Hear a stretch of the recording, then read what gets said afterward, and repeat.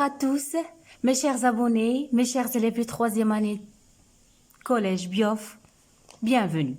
Donc, la suite de notre cours, les étapes de la digestion. Un tout petit rappel de ce qu'on a vu dans la dernière capsule.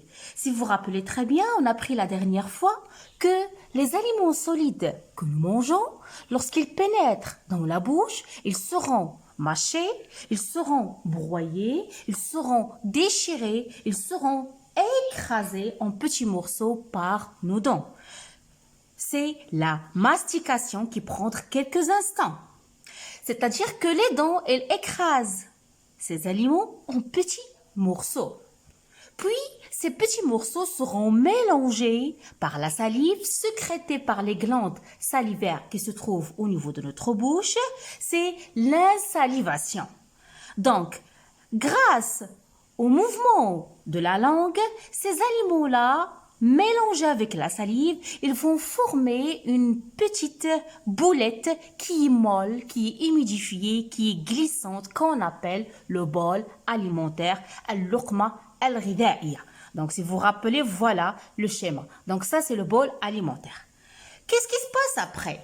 Eh bien, la langue, comme on a déjà vu, elle pousse le bol alimentaire vers le fond de la gorge. Comme vous voyez ici, puis la langue, je répète, la langue, elle pousse le bol alimentaire vers le fond de la gorge pour qu'il atteigne l'œsophage. Et au niveau de l'œsophage, il y a des muscles. Il y a des muscles qui se contractent.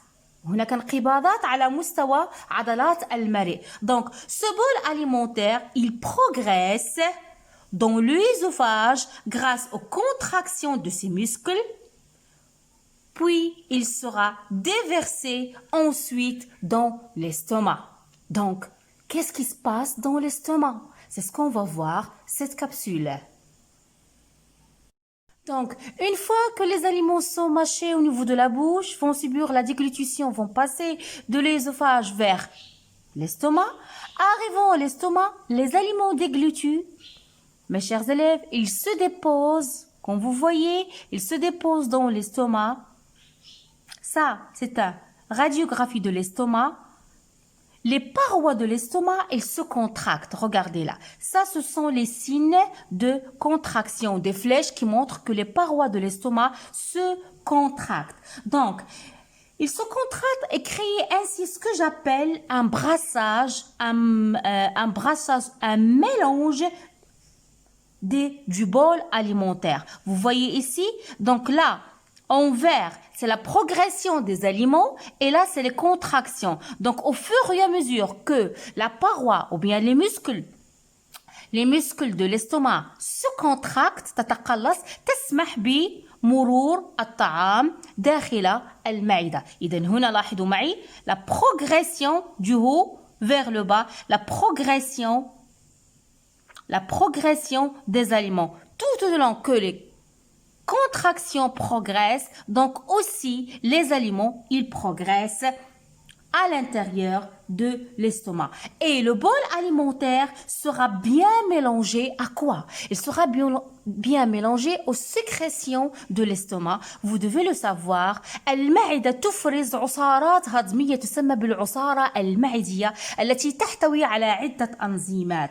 Donc, le bol alimentaire sera mélangé au suc gastrique et aussi il sera mélangé à l'acide chlorhydrique sécrété par les glandes gastriques. Donc ces contractions que vous voyez, donc je donnais le symbole en rouge, donc il continue, il progresse jusqu'à ce qu'il atteigne la partie terminale de l'estomac que je vais nommer le pylore. Donc, sous cette action mécanique, c'est-à-dire les contractions de la paroi de l'estomac, sous cette action chimique, sans oublier aussi le suc digestif, le suc gastrique et HCl sécrété par les glandes digestives de l'estomac, donc, après quelques heures de ce brassage, Le bol alimentaire, on n'aura pas une bol alimentaire. Le bol alimentaire, elle est devenue une masse plutôt liquide qui porte le nom de chyme. Ça, vous devez le retenir. On parle plus maintenant d'un bol alimentaire, mais le chyme qui va poursuivre son trajet pour qu'il atteigne l'intestin grêle. Donc, regardez avec moi la photo. Voilà.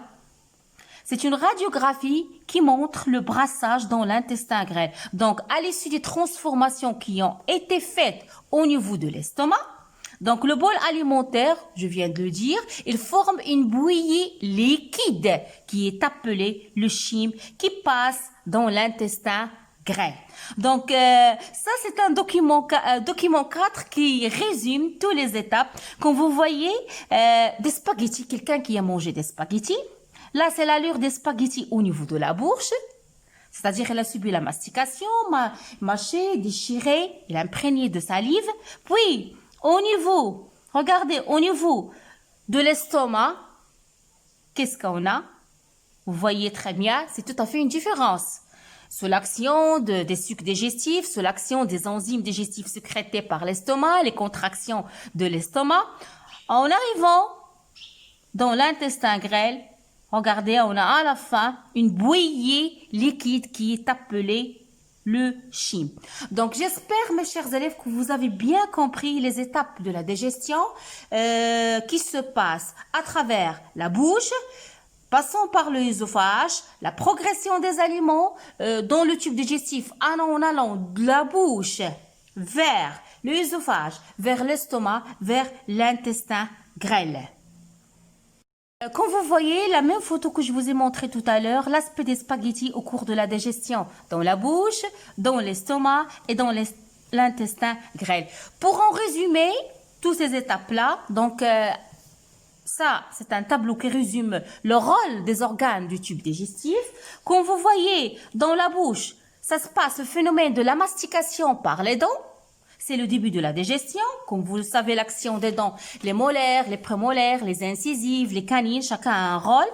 Après, il y aura l'action, les aliments, ou bien je peux dire le bol alimentaire, il passe de l'œsophage, c'est le péristaltisme.